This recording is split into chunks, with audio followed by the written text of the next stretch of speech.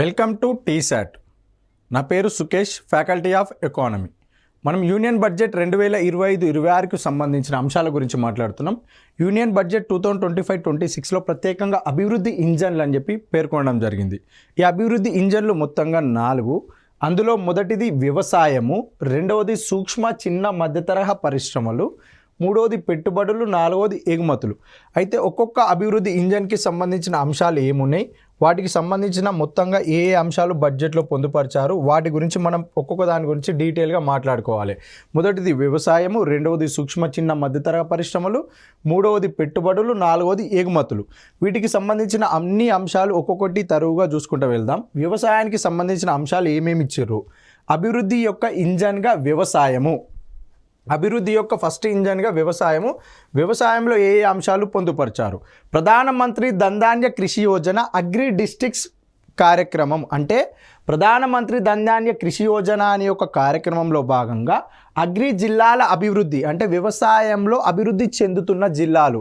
Agri అంటే ఏంటిది? ఇక్కడ వ్యవసాయము. అగ్రి జిల్లాల అభివృద్ధి కార్యక్రమం భారతదేశం మొత్తంలో ఏం చేసిర్రు అంటే 100 జిల్లాలను ఎంపిక చేసిర్రు. ఆ 100 జిల్లాలు ఏంటి అంటే వ్యవసాయంలో అభివృద్ధి చెందుతున్న 100 జిల్లాలను ఎంపిక చేసి ఆ 100 జిల్లాలలో ఉన్న గ్రామాలలో వ్యవసాయంలో ప్రొడక్టివిటీ ఏ విధంగా పెంచాలి, ఏ విధంగా ఉత్పత్తి పెంచాలి, వీటికి సంబంధించిన అంశాలు. ఈ 100 జిల్లాలను ఏ విధంగా ఎంపిక చేసిర్రు? తక్కువ ఉత్పాదకత, లో ప్రొడక్టివిటీ, అదేవిధంగా మధ్యస్థ పంటల తీవ్రత. పంటల తీవ్రత అంటే ఏంది? ఒక సంవత్సర కాలంలో ఎన్ని పంటలు పండుతున్నాయో తెలియజేసేదే క్రాప్ ఇంటెన్సిటీ, పంటల తీవ్రత. ఇది మధ్యస్థ పంటల తీవ్రత ఏ జిల్లాలలో ఉంది, అదేవిధంగా తక్కువ ఉత్పాదకత ఏ జిల్లాలలో ఉంది, అదేవిధంగా సగటు కంటే తక్కువ రుణ పారమితులు, అంటే యావరేజ్ రుణాలు తీసుకోకుండా తక్కువ రుణాలు తీసుకుంటున్న జిల్లాలు ఏంటివి?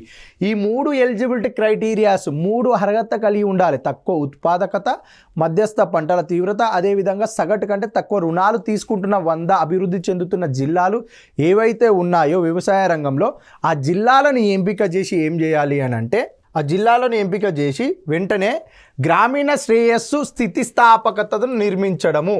గ్రామీణ శ్రేయస్సు స్థితిస్థాపకతను నిర్మించాలి. ఏ విధంగా? ఇప్పుడు వ్యవసాయంలో అభివృద్ధి చెందుతున్న 100 జిల్లాలు అంటున్నాంగా, ఆ 100 జిల్లాలలో గ్రామాల్లో తీసుకుంటే, ఉదాహరణకు ఒక గ్రామంలో ఒక వ్యక్తికి 10 ఎకరాల పొలం ఉంది.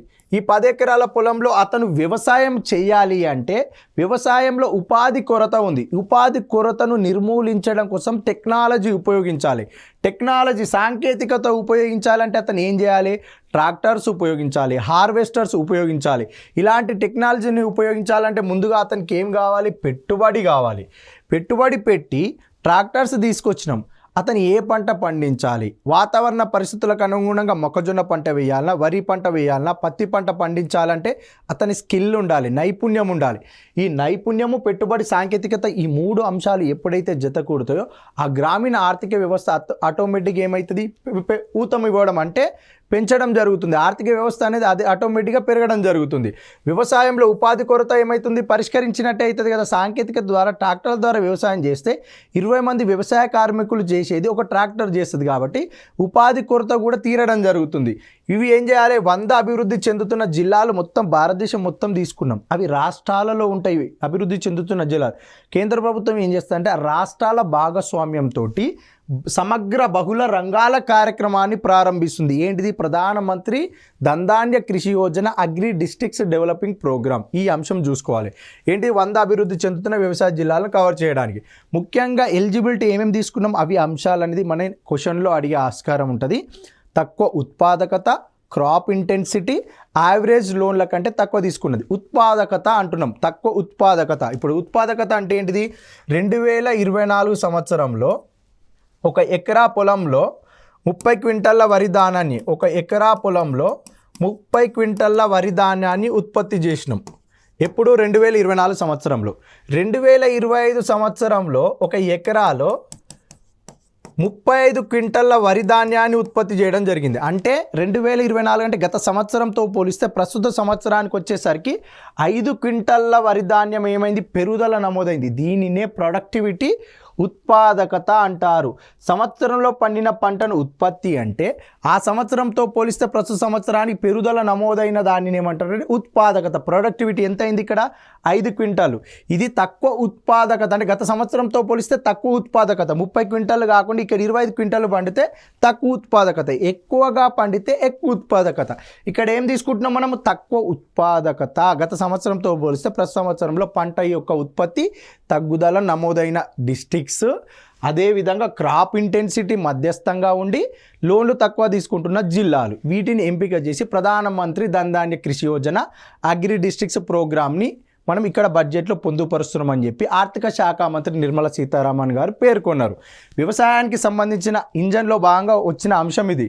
నెక్స్ట్ ఏంటిది అంటే పప్పులలో ఆత్మనిర్భర మిషన్. పప్పులలో ఆత్మనిర్భర మిషన్ గురించి మనం మాట్లాడుతున్నాము.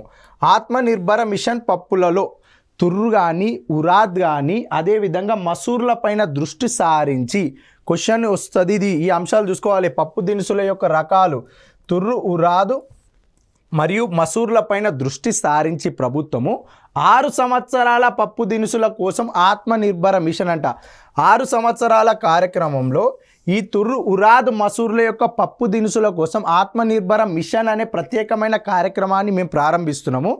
వీటి కోసము ప్రత్యేకంగా NAFED, national agriculture market federation మరియు అదేవిధంగా NCCF, national cooperative consumers federation limited వారి ఆధ్వర్యంలో ఈ పప్పు దినుసులకు సంబంధించిన ఏవైతే ఉంటాయో పంటలు, ఆ పంటలు 4 సంవత్సరాల కాలంలో రైతుల నుండి సేకరించే బాధ్యత ఎవరెవరికి ఇస్తున్నాము? నేషనల్ అగ్రికల్చర్ మార్కెట్ ఫెడరేషన్కి ఇస్తున్నాము. National cooperative consumers federation limited వారికి మేము ఇవ్వడం జరుగుతుందని చెప్పి పప్పులలో ఆత్మనిర్భర మిషన్ అని ప్రత్యేకంగా మెన్షన్ చేయడం జరిగింది. ఆర్థిక శాఖ మంత్రి అయిన నిర్మలా సీతారామన్ గారు యూనియన్ బడ్జెట్ 2025-26 బడ్జెట్ ప్రసంగంలో పేర్కొనడం జరిగింది. దేని గురించి మాట్లాడుతున్నాము? వ్యవసాయంలో ఇంజన్ గురించి, అభివృద్ధి ఇంజన్లలో వ్యవసాయ ఇంజన్ గురించి మాట్లాడుతున్నాము. అది మర్చిపోవద్దు. నెక్స్ట్ ఏంటిది? కూరగాయలు మరియు పండ్ల కోసం సమగ్ర కార్యక్రమము. వ్యవసాయంలో వచ్చే అంశాలు ఇవన్నీ మనకి ఖచ్చితంగా క్వశ్చన్ పడి ఆస్కారం ఉన్న ఏరియాలు ఇవి.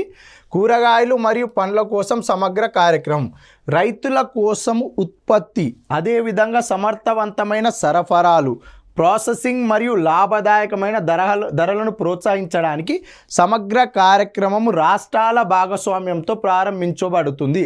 అంటే ఏంటిదంటే ఇప్పుడు ఒక రైతు ఉన్నాడు, రైతు పండించిన పంట ఉత్పత్తి ఇక్కడ ఉత్పత్తి చేస్తే ఇది మార్కెట్కి రావాలి అంటే ఏం కావాలి? సరఫరా, ట్రాన్స్పోర్ట్ కావాలి.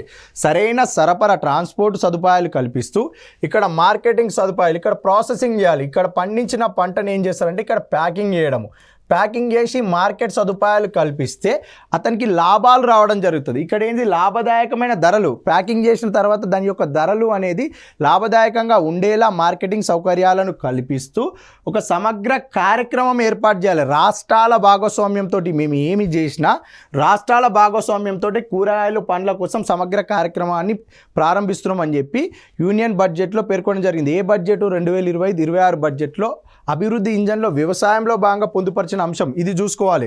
నెక్స్ట్ ఏంటిదంటే మకానా ఉత్పత్తి, ప్రాసెసింగ్, విలువ జోడింపు మరియు మార్కెటింగ్ని మెరుగుపరచడానికి. ఇప్పుడు ఇంతసేపు మనం ఏదైతే కూరగాయలు పండ్ల కోసం అని మాట్లాడినామో ఈ అంశాలలో సరఫరా కానీ మార్కెటింగ్ సదుపాయాలు కానీ ఇక్కడ ప్రాసెసింగ్ కానీ చేస్తేనే కదా లాభదాయకమైన ధరలు వచ్చేది. సేమ్ అదేవిధంగా మకానా అనే ఒక ఉత్పత్తి చేయడము, సరఫరా చేయడము, ప్రాసెసింగ్, బాక్సులలో దాన్ని నింపి వాటిని లాభదాయక ధరలకు అమ్మి విలువ జోడింపు మరియు మార్కెటింగ్ను మెరుగుపరచడానికి ఏదైతే బాక్సులలో చేస్తామో దీనికి ధర ఎంత ఉందో ధర ప్రకారం అది లాభదాయకమైన ధరమా లేదా అని చెప్పి మార్కెటింగ్లో నిర్ణయించి లాభాలు వచ్చే విధంగా ఉండాలంటే ఒక సిస్టమ్ ఉండాలి. అదే మకానా బోర్డును బీహార్లో ఏర్పాటు చేస్తున్నామని చెప్పి పేర్కొనడం జరిగింది. ఎక్కడ? మకానా బోర్డును ఎక్కడ ఏర్పాటు చేస్తున్నాం? బీహార్లో ఏర్పాటు చేస్తున్న ఈ మకానా బోర్డు యొక్క ముఖ్య విధి ఏంటిది అంటే మకానా ఉత్పత్తి చేయడము, ఆ ఉత్పత్తి ఏ విధంగా జరగాలి, అది ప్రాసెసింగ్ ఎలా జరగాలి, విలువ జోడింపు మరియు మార్కెటింగ్, మొత్తంగా మకానా అనే ఒక ప్రోడక్ట్ యొక్క ఉత్పత్తి జరిగితే లాభాలు అధికం కావాలి, దీనికోసం ప్రత్యేకమైన వ్యవస్థ ఉండాలి, దాన్నే మకాన బోర్డు. ఈ మకాన బోర్డు మేము బీహార్లో ఏర్పాటు చేస్తున్నామని యూనియన్ బడ్జెట్ 2025-26లో పేర్కొనడం జరిగింది. నెక్స్ట్ ఏంటిది, వ్యవసాయానికి సంబంధించిన అంశాలే మాట్లాడుతున్నాం మనము.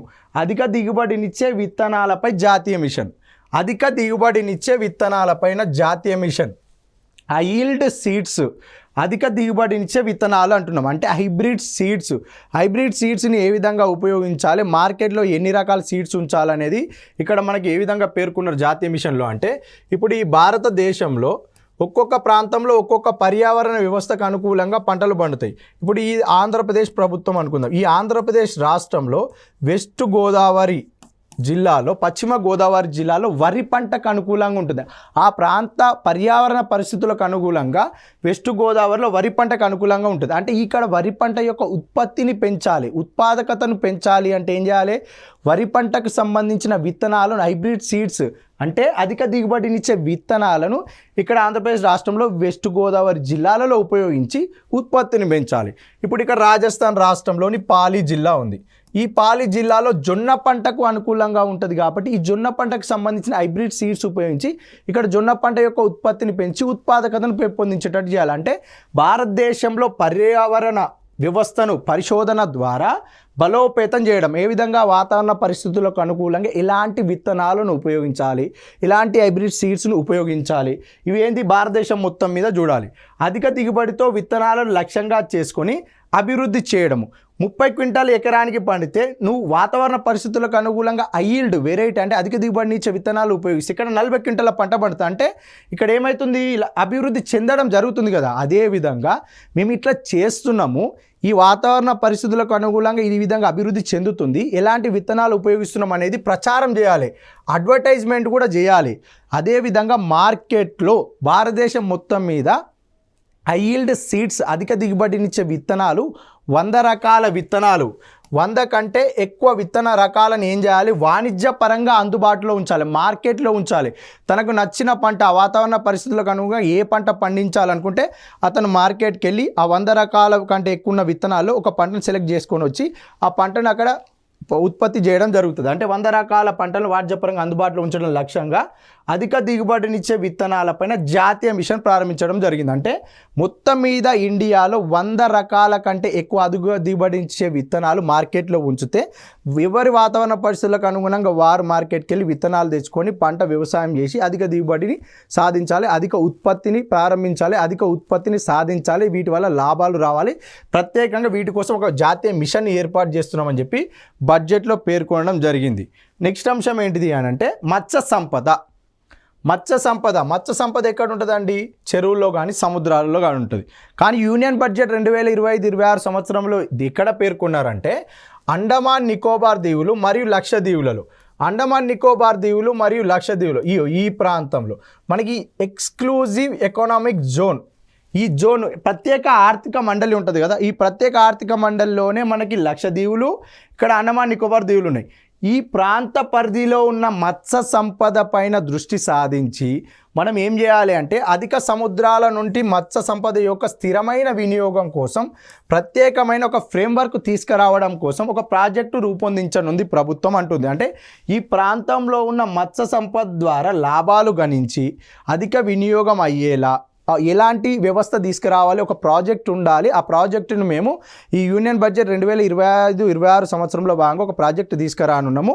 అండమాన్ నికోబార్ దీవుల చుట్టూ ఉన్న మత్స్య సంపద, లక్షద్వీపుల చుట్టూ ఉన్న Matsya Sampada, exclusive economic zone ప్రత్యేక ఆర్థిక మండల పరిధిలో ఉన్న మొత్తం మత్స్య సంపద పైన భారతదేశ ప్రభుత్వం ఎలాంటి లాభాలను గడించాలి, ఏ విధంగా అభివృద్ధి చెందాలి, ఎలాంటి వినియోగం సాధించాలి, ఎలాగా వినియోగం చేయాలి మత్స్య సంపదలో భాగంగా, వీటికి ఒక ప్రత్యేకమైన ఒక ప్రాజెక్టు కావాలి. ఆ ప్రాజెక్టును మేము రూపొందిస్తున్నామని చెప్పి పేర్కొనడం జరిగింది 2025-26 బడ్జెట్లో భాగంగా. నెక్స్ట్ ఏంటిది అని అంటే పత్తి ఉత్పాదకత కోసం మిషన్. పత్తి యొక్క ఉత్పాదకత, ప్రొడక్టివిటీ, మనం ఇంతకుముందే మాట్లాడుకున్న ఒక ఎకరానికి 30 క్వింటాల పత్తి, ఇంతకుముందు వరి గురించి మాట్లాడి ఇప్పుడు మాట్లాడేది ఏంటంటే ఒక ఎకరానికి 30 క్వింటాల పత్తి అనేది ఉత్పత్తి అయితే మరుసటి సంవత్సరం 2024 సంవత్సరంలో ఒక ఎకరానికి 30 క్వింటాల పత్తి ఉత్పత్తి అయితే 2025 సంవత్సరంలో అదే ఎకరాలు ఏం చేయాలి, 35 క్వింటల పత్తి ఉత్పత్తి చేయాలి అంటే అదనంగా ఎన్ని క్వింటల పత్తి 5 క్వింటల పత్తి 5 క్వింటల పత్తినే ప్రొడక్టివిటీ ఉత్పాదకత అంటారు. ఇలాంటి ఉత్పాదకత 5 క్వింటల పత్తిని పెంపొందించడం కోసము పత్తి ఉత్పాదక కోసం మిషన్ ఎగ్జాంపుల్కి 5 క్వింటల్లే అంటున్నా, ఒక ఎకరాని పరిగణలోకి తీసుకొని చెప్తున్నా. ఇది మొత్తం వ్యవస్థలో పత్తి ఎక్కడెక్కడ పండిస్తామో అక్కడ ఉత్పాదకత పెరగాలి. గత సంవత్సరంతో పోలిస్తే ప్రతి సంవత్సరం యొక్క ఉత్పత్తి పెరగాలి. ఆ పెరిగే దానిని ఉత్పాదకత అంటాం. పత్తి ఉత్పాదకత కోసం ప్రత్యేకంగా ఒక మిషన్ ఏర్పాటు చేస్తున్నాం. ఈ మిషన్లో భాగంగా ఏం చేయాలి అంటే పత్తి యొక్క ఉత్పాదకత మరియు స్థిరత్వంలో గణనీయమైన పెరుగుదలను స్థిరమైన అంటారు. స్థిరము అంటే ఏంటంటే కాన్స్టాంట్. గత సంవత్సరంలో 100 క్వింటలు ఉంటే ప్రస్తుత సంవత్సరం 100 క్వింటలు, ఆ ముందు సంవత్సరం కూడా 100 క్వింటలు. అంటే గత 4 సంవత్సరాలు తీసుకుందాం. 2022లో 100 క్వింటలు, 2023లో 110 క్వింటలు, 2024లో 120 క్వింటల్. ఇక్కడ స్థిరత్వం ఏం కనిపిస్తుంది? 100 క్వింటళ్ళు అనే పదం స్థిరత్వం కనిపిస్తుంది. ప్రతి సంవత్సరం 10 క్వింటళ్ళు పెరుగుతూనే ఉంది. ఉత్పాదకత 10 క్వింటళ్ళు పెరుగుతుంది. ఆ తర్వాత సంవత్సరం 10 క్వింటళ్ళు పెరిగింది. 2020 సంవత్సరంలో కూడా 10 క్వింటళ్ళు పెరుగుతుంది. అంటే స్థిరంగా ఉంది. ఏంది అక్కడ 100 క్వింటల్ అనేది ఒక స్థిరమైన వృద్ధిని మనం మెయింటైన్ చేస్తున్నాం కదా. స్థిరత్వంతో గణనీయమైన మెరుగుదల, స్థిరమైన పెరుగుదల ఏంది 100 క్వింటల్ ఉంటుంది. అదేవిధంగా పెరుగుదల నమోదవుతుంది. సులభతరం చేయడానికి అదనపు ఏం చేయాలి అని అంటే ఇలా పత్తి ప్రొడక్టివిటీ పెరగాలంటే ఏం చేయాలి? హైబ్రిడ్ సీడ్స్ ఉపయోగించాలి. అందులో పొడవైన పత్తి గింజలను ఉపయోగించాలంటారు. ఇక్కడ పొడవైన ప్రధానమైన పత్తి రకాలను ప్రోత్సహించడానికి 5 సంవత్సరాల మిషన్ను ప్రకటించడం జరిగిందంట. క్వశ్చన్లో ఏమొస్తుందంటే పత్తి ఉత్పాదకత కోసం మిషన్ ప్రారంభించరు. ఇది ఎన్ని సంవత్సరాల కాలానికి వర్తిస్తుంది? 5 సంవత్సరాల కాలానికి. దీనిలో భాగంగా పొడవైన పత్తి రకాలను ఉపయోగించాలా, పొట్టి పత్తి రకాలను ఉపయోగించాలి? పొడవైన పత్తి రకాలను ఉపయోగించాలి. అదేవిధంగా పత్తి వ్యవసాయం యొక్క ఉత్పాదకత మరియు స్థిరత్వంలో గణనీయమైన మెరుగుదలను పెంపొందించడం కోసము, సులభతరం చేయడం కోసము అదనమైన పొడవైన పత్తి రకాలను ప్రోత్సహించడానికి 5 సంవత్సరాల కాలం. ఇది బాగా గుర్తుపెట్టుకోవాల్సిన టైం పీరియడ్ 5 సంవత్సరాలు. పొడవైన పత్తి రకాలు, ఈ 2 అంశాలు చాలు. క్వశ్చన్లో అడిగితే 5 సంవత్సరాల కాలము లేదా పొడవైన ప్రధానమైన పత్తి రకాలు, ఈ 2 అంశాల గురించే మనకి అడగడం జరుగుతుంది. నెక్స్ట్ ఏంటి మనం మాట్లాడుకున్నది? అభివృద్ధి ఇంజన్లో ఒక మొదటి ఇంజన్ వ్యవసాయం గురించి మాట్లాడుతున్నాం. దానిలో భాగంగా వచ్చే అంశాలు ప్రతిదీ మనకి క్వశ్చన్ అడిగే ఆస్కారం ఉంటుంది కాబట్టి ప్రత్యేకంగా చదువుకోవాలి. కిసాన్ క్రెడిట్ కార్డు ద్వారా మెరుగైన క్రెడిట్ అంట. కిసాన్ క్రెడిట్ కార్డును మొట్టమొదటిసారిగా 1998 బడ్జెట్లో ప్రస్తావించడం జరిగింది. ఈ కిసాన్ క్రెడిట్ కార్డు యొక్క పథకాన్ని ఎప్పుడు ఏర్పాటు చేశారు? 1998. ఈ కిసాన్ క్రెడిట్ కార్డు యొక్క ప్రవేశపెట్టడం కోసం ముఖ్య ఉద్దేశం ఏంటిదంటే వ్యవసాయ రంగంలో రైతులకు సంస్థాగత రుణాల యొక్క పరపతి పెంచడం కోసం. అంటే సంస్థాగత పరపతి అంటే ఏంటిది? బ్యాంకుల ద్వారా తీసుకునే రుణాలని ఏమంటారంటే ఇన్స్టిట్యూషనల్ లోన్స్, సంస్థాగత రుణాలు అంటారు. ఈ బ్యాంకుల నుంచి రైతులు రుణాలు తీసుకోవాలి. వడ్డీ వ్యాపారుల నుంచి, భూస్వాముల నుంచి అధిక వడ్డీకి లోన్లు తీసుకొని అప్పుల ఊబిలో చిక్కుకుపోతున్నారు. వీళ్ళకి ఇట్లా కాకుండా బ్యాంకులలో తక్కువ వడ్డీకి రుణాలు ఇవ్వాలి. వీళ్ళు బ్యాంకుల ద్వారా రుణాలు తీసుకోవాలంటే మనం ప్రత్యేకంగా ఒక పథకాన్ని ప్రవేశపెట్టాలని చెప్పి కిసాన్ క్రెడిట్ కార్డ్ పథకాన్ని 1998లో ప్రవేశపెట్టడం జరిగింది. దీని గురించి యూనియన్ బడ్జెట్ 2025-26లో ఏ అంశాలు పేర్కొన్నారంటే కిసాన్ క్రెడిట్ కార్డు ద్వారా తీసుకున్న రుణాల కోసం సవరించిన వడ్డీ రాయితీ పథకం కింద అంటే అర్థం ఏంటిది అంటే కిసాన్ క్రెడిట్ కార్డు పథకాన్ని ఆల్రెడీ పూర్వం ఎప్పుడో ప్రవేశపెట్టిర్రు. ఇప్పుడు మేము దాన్ని సవరిస్తున్నాం. అంటే కిసాన్ క్రెడిట్ కార్డ్ పథకాన్ని ఎప్పుడు ప్రవేశపెట్టారు? 1998లో. ఇప్పుడు 2025-26 బడ్జెట్లో సవరించిన వడ్డీ రాయితీ పథకం కింద 3 లక్షల నుండి 5 లక్షలకు పెంచబడుతుందంట. అంటే ఇంతకుముందు ఎంత ఉండే? 50,000 రూపాయల నుంచి 3 లక్షల రూపాయల వరకు వాళ్ళు లోన్ తీసుకునే సౌకర్యం కలిగి ఉంటుంది. 5 సంవత్సరాల కాల పరిమితితోటి ఉంటుంది. 5 సంవత్సరాల కాల పరిమితితోటి లోన్ ఎంత తీసుకోవాలి? 50,000 నుంచి 3 లక్షల వరకే. ఇప్పుడు ఏం చేస్తారు? ఈ బడ్జెట్లో 3 లక్షల నుంచి 5 లక్షలకు పెంచరు. లిమిట్ ఎంత? 3 ఉండే కదా. 3 లక్షల నుంచి ఇప్పుడు 5 లక్షలకి మేము ఎక్స్టెండ్ చేస్తున్నాం, పెంచుతున్నామని పేర్కొనడం జరుగుతుంది. కిసాన్ క్రెడిట్ కార్డు ఎవరికి ఇస్తారు? భూమి ఉన్న రైతులకు ఇస్తారు.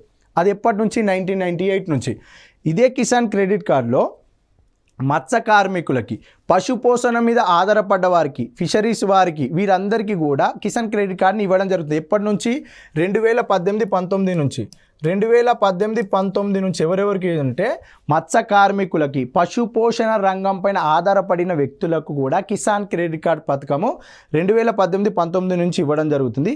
వీరికి వ్యవసాయ కార్మికులు అంటే వ్యవసాయ రైతులు ఉంటారు కదా, భూమి ఉన్న రైతులకు ఇద్దరికి కిసాన్ క్రెడిట్ కార్డు వర్తిస్తుంది. కిసాన్ క్రెడిట్ కార్డులో వాళ్ళు ఎంత తీసుకోవాలంటే 5 లక్షల వరకు రుణం తీసుకునే అవకాశం ఉంది. ఇది స్వల్పకాలిక రుణం. పదే గుర్తుపెట్టుకోవాల్సిన అంశం ఏంటిదంటే, క్వశ్చన్ ఇస్తే 4 ఆప్షన్లు ఇస్తారండి. 4 ఆప్షన్లలో ప్రతిదీ తెలిసి ఉండాలి. ఒక్కటి తెలియకుండా ఆన్సర్ రాదు. ఫస్ట్ అంశం కిసాన్ క్రెడిట్ కార్డ్ ఎప్పుడు ప్రారంభించబడింది, యూనియన్ బడ్జెట్ 2025-26లో 3 లక్షల నుంచి 5 లక్షలకు పెంచబడుతుందని ఒక ఆప్షన్ వస్తే, మూడోది ఎవరెవరికి వర్తింపజేస్తారని వస్తుంది. ఇది స్వల్పకాలికన దీర్ఘకాలిక. స్వల్పకాలిక అనగా 12 నెలల కాలంలో ఈ రుణాన్ని తిరిగి చెల్లించాలి. ఈ అంశాలు మనం చూసుకోవాలి. ఎప్పుడు ప్రారంభించారు, 1998లో. ఇప్పుడు యూనియన్ బడ్జెట్లో ఏ అంశం వచ్చింది, 3 లక్షల నుంచి 5 లక్షలకు పెంచబడుతుంది. ఈ అంశం చూసుకోవాలి. నెక్స్ట్ ఏంటిది అంటే, అస్సాంలో యూరియా ప్లాంట్. డైరెక్ట్ క్వశ్చన్ వస్తుంది. డైరెక్ట్ ఆన్సర్ ఏంటిది, అస్సాంలో నామ్రూప్లో. ఈ పదం చూసుకోవాలి. అస్సాంలో నామ్రూప్ అనే ఒక ప్రదేశంలో 12.7 లక్షల మెట్రిక్ టన్నుల వార్షిక సామర్థ్యంతో ప్లాంటును ఏర్పాటు చేయనున్నారు. ఎక్కడ, యూరియా ప్లాంటును క్రింది ఏ రాష్ట్రంలో ఏర్పాటు చేయనున్నట్లు 2025-26 యూనియన్ బడ్జెట్లో పేర్కొన్నారు. Option A Assam, option B Bihar, option C Nagaland, option D ఏది కాదు. అంటే ఆన్సర్ ఏంటిది ఇక్కడ, అస్సాం. ఇవే డైరెక్ట్ క్వశ్చన్స్ వస్తే ఇలాంటి అంశాలు చూసుకోవాలి. నెక్స్ట్ ఏంటిది, అభివృద్ధి యొక్క రెండవ ఇంజన్. మొత్తంగా ఇంతసేపు మనం మాట్లాడుకున్న అభివృద్ధి యొక్క మొదటి ఇంజన్ వ్యవసాయానికి సంబంధించిన అంశాలు. వీటిని 1-2 సార్లు చూసుకోవాలి. క్వశ్చన్స్ వచ్చే ఆస్కారం ఉంటుంది. చదవాలి, వినాలి, చదవాలి. సెకండ్ ఏంటిది, అభివృద్ధి యొక్క రెండవ ఇంజన్ ఎంఎస్ఎంఈలు, మైక్రో స్మాల్ మీడియం ఎంటర్ప్రైజెస్. సూక్ష్మ చిన్న మధ్యతరహా పరిశ్రమలకు సంబంధించిన అభివృద్ధి యొక్క రెండో ఇంజన్లో ఏ అంశాలు పొందుపరిచారంటే, ఎంఎస్ఎంఈల వర్గీకరణ ప్రమాణాలలో పెంపుదల అంటే అసలు ఎంఎస్ఎంఈల వర్గీకరణ అంటున్నాం కదా. మైక్రో ఏ విధంగా, స్మాల్కి డెఫినేషన్ ఏంటిది, మీడియంకి డెఫినేషన్, ఈ 3 అయితే వర్గీకరణ ఉంటుందిగా.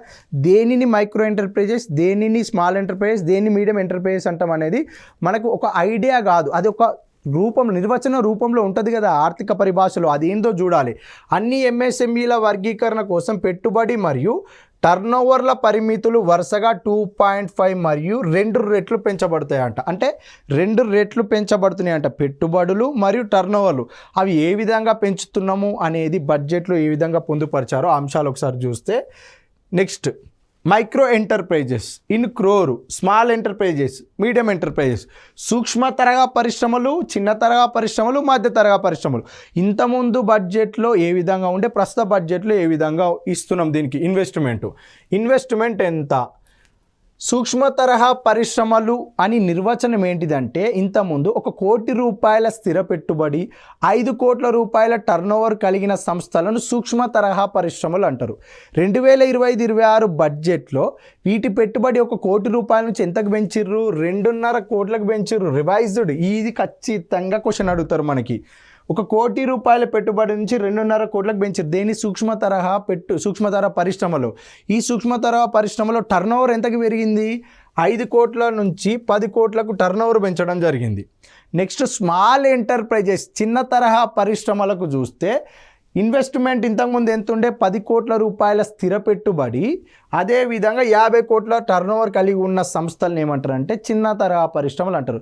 ప్రస్తుతం యూనియన్ బడ్జెట్ 2025-26లో ఏం పేర్కొన్నారు, 10 కోట్ల నుంచి 25 కోట్ల స్థిర పెట్టుబడికి పెంచడం జరిగింది. అంటే ఇప్పుడు ప్రస్తుత డెఫినేషన్ ఏంటిది, 25 కోట్ల రూపాయల స్థిర పెట్టుబడి, అదేవిధంగా 100 కోట్ల టర్నోవర్ కలిగిన పరిశ్రమలనే చిన్న తరహా పరిశ్రమలు అంటారు. ఇంతకుముందు 25 కోట్లు, ఇంతకుముందు ఎంత ఉండే, ఇంతకుముందు 10 కోట్లు ఉంటే ఇప్పుడు 25 కోట్ల పెట్టుబడి, ఇంతకుముందు 50 కోట్ల టర్నోవర్ ఉంటే ఇప్పుడు 100 కోట్ల టర్నోవర్.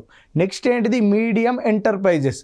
మీడియం ఎంటర్ప్రైజెస్ అంటే 50 కోట్ల రూపాయల స్థిర పెట్టుబడి ఇంతకుముందు ఉంటే దాన్ని మధ్య తరహా పరిశ్రమ అంటారు. టర్నోవర్ ఎంత ఉండే ఇంతకుముందు, 250 కోట్లు. ప్రస్తుత బడ్జెట్ యూనియన్ బడ్జెట్ 2025-26లో ఏం పేర్కొన్నారంటే 125 కోట్ల రూపాయల స్థిర పెట్టుబడి, 500 కోట్ల రూపాయల టర్నోవర్ కలిగిన దానినే మీడియం ఎంటర్ప్రైజెస్, మధ్య తరహా పరిశ్రమలు అంటారు. ఇవి ఇప్పుడు రివైజ్డ్ ఏదైతున్నాయో 2.5 కోట్లు సూక్ష్మ, 25 కోట్లు చిన్న తరహా, 125 కోట్లు మధ్య తరహా, ఇవి పెట్టుబడి రూపంలో ఇవి రివైజ్డ్ అయినాయి. టర్నోవర్ రూపంలో 10 కోట్ల టర్నోవర్ కలిగి ఉంటే సూక్ష్మ తరహా పరిశ్రమ, 100 కోట్ల టర్నోవర్ కలిగి ఉంటే స్మాల్ ఎంటర్ప్రైజ్, 500 కోట్ల టర్నోవర్ కలిగి ఉంటే మీడియం ఎంటర్ప్రైజ్. ఇవే క్వశ్చన్స్ అడుగుతారు, ఖచ్చితంగా నేర్చుకోవాలి. ఎందుకంటే రివైజ్డ్ పైన క్వశ్చన్స్ అడిగే ఆస్కారం ఎక్కువగా ఉంటుంది. నెక్స్ట్ ఏంటిదంటే క్రెడిట్ గ్యారంటీ కవర్ అంట. మైక్రో స్మాల్ ఎంటర్ప్రైజెస్, సూక్ష్మ చిన్న తరహా పరిశ్రమలకు గురించే చెప్తున్నారు ఇక్కడ క్రెడిట్ గ్యారంటీ అనేది. ఇది చూసుకోవాలి. క్వశ్చన్లో డైరెక్ట్ మైక్రో స్మాల్ మీడియం అని అడగరండి, మైక్రో స్మాల్ ఎంటర్ప్రైజెస్ అని అడుగుతారు. కానీ కింద ఏమి ఇస్తారు మనకి, మధ్యస్థ మీడియం ఎంటర్ప్రైజెస్ గురించి కూడా ఇవ్వడం జరుగుతుంది. మనం అక్కడ అనేది చూసుకోవాలి.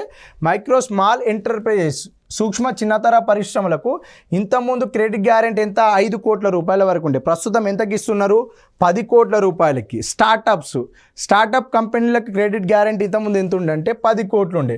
ప్రస్తుతానికి ఎంతకు పెంచారు, 20 కోట్లకు పెంచారు. ఏదైతే రివైజ్డ్ ఉన్నదో సవరించిర్రో ఇగో ఈ అంశాలపైన క్వశ్చన్స్ వస్తాయి. ఈ అంశాలపైన క్వశ్చన్స్ వస్తాయి. ఇంకా క్వశ్చన్ డెప్త్ ఇవ్వాలనుకుంటే ఎన్ని కోట్ల నుంచి ఎన్ని కోట్లకు స్థిర పెట్టుబడి పెంచరు, ఎన్ని కోట్ల నుంచి ఎన్ని కోట్లకు టర్న్ ఓవర్ పెంచరు, ఈ అంశాలపైన మనం ఫోకస్ చేసి చదవాలి.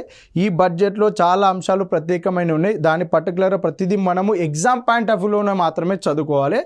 నెక్స్ట్ ఏంటిది అని అంటే మైక్రో ఎంటర్ప్రైజెస్ కోసం క్రెడిట్ కార్డులు. మైక్రో ఎంటర్ప్రైజెస్ కోసం క్రెడిట్ కార్డులు అంటాం. మైక్రో ఎంటర్ప్రైజెస్ మాత్రమే అంటే సూక్ష్మ తరహా పరిశ్రమలు మాత్రమే. మైక్రో ఎంటర్ప్రైజెస్ కోసం క్రెడిట్ కార్డులు అంటే ఉద్యమ్ పోర్టల్లో నమోదు చేసుకున్న మైక్రో ఎంటర్ప్రైజెస్ కోసం 5 లక్షల పరిమితితో కూడిన క్రెడిట్ కార్డులు ఇవ్వడం జరుగుతుంది. ఉద్యమ్ పోర్టల్ అంటే ఏంటిది, ఇప్పుడు ఎంఎస్ఎంఈలకు సంబంధించి మైక్రో కానీ స్మాల్ కానీ మీడియంకి కానీ తయారీ రంగ పరిశ్రమలను స్థాపించే నూతన వ్యవస్థాపకులు అంటే ఎవరైతే కొత్తగా మైక్రో ఎంటర్ప్రైజెస్ కానీ స్మాల్ ఎంటర్ప్రైజెస్ కానీ మీడియం ఎంటర్ప్రైజెస్ కానీ తయారీ రంగ పరిశ్రమలను ఇవి స్థాపించాలనుకుంటారో వారికి పర్మిషన్ కావాలంటే రిజిస్ట్రేషన్ చేసుకోవాలి. ఈ రిజిస్ట్రేషన్ అనేది ఒక ఆన్లైన్ అప్లికేషన్ తరహాలో వారి యొక్క డీటెయిల్స్ని ఎంటర్ చేసి వారి యొక్క ఐడెంటిటీ ఆధార్ కార్డును అప్లోడ్ చేస్తే వారికి రిజిస్ట్రేషన్ అప్లికేషన్ అనేది అప్లై అవుతుంది. ఇదంతా తరహా ప్రాసెస్ ఆన్లైన్లో చేయాలి. స్వీయ ధృవీకరణ సెల్ఫ్ డిక్లరేషన్ ఆన్లైన్లో చేయాలంటే ఫస్ట్ ఒక పోర్టల్ కావాలి కదా. ఈ పోర్టలే ఉద్యమ్ పోర్టల్ ఓపెన్ చేసి నేను మైక్రో ఎంటర్ప్రైజ్ స్థాపించాలనుకుంటున్నాను, నా డీటెయిల్స్ ఎంటర్ చేసిన, నా ఐడి ప్రూఫ్ ఆధార్ కార్డు పెట్టిన, దాన్ని అప్లై చేసుకున్నా. ఈ మొత్తం ప్రాసెస్ ఎక్కడ జరుగుతుంది, ఉద్యమ్ పోర్టల్. ఈ ఉద్యమ్ పోర్టల్లో నమోదు చేసుకున్న మైక్రో ఎంటర్ప్రైజెస్కి ఉంటాయిగా వారికి ఏం చేస్తారు అంటే 5 లక్షల లిమిట్తో కూడిన క్రెడిట్ కార్డులు ఇవ్వడం జరుగుతుందంట. 5 లక్షల పరిమితితో కూడిన క్రెడిట్ కార్డులు ఇవ్వడం జరుగుతుంది.